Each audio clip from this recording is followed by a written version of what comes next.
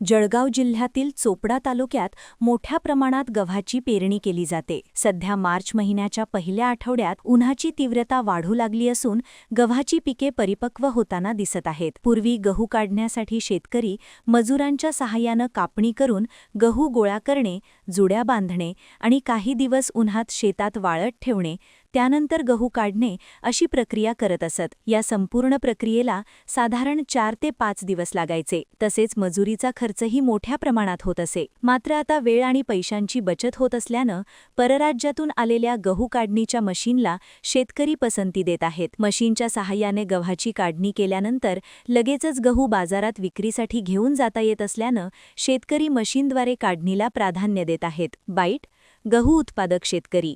आता आपल्या शेतामध्ये आता गहू काढणी चालू आहे आणि आपण मशीनच्या सहाय्याने गहू काढताय।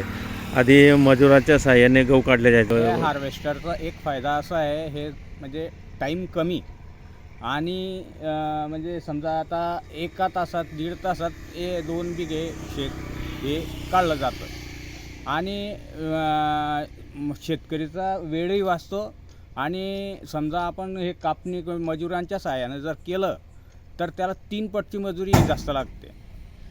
त्याच्यामुळे हे मशीन एकदम परवडेबल।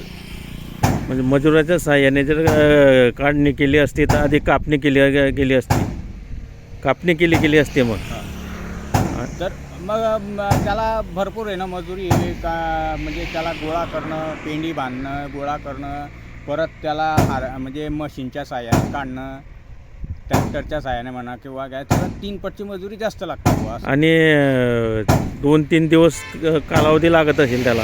हां, त्याला समजा कापणी केली आपण तर त्याला 3 दिवस पेंड्या बांधून पडू द्यावं लागतं, नंतर गोळा करणे, नंतर मग ते मशीनच्या सहाय्याने काढलं जातं। तर या मशीनच्या सहाय्याने तेवढं लगेच काम होतं। ह्या मशीनच्या सहाय्याने एकदम लगेच काम होतं बुवा असं। अच्छा, आणि मग खर्चही वाचतो। खर्चही वाचतो, वेळ वाचतो। बरोबर। किती आहे दादा आपलं हे? हे माझं आता 1.5 एकर क्षेत्र आहे। 1.5 एकर क्षेत्र आहे।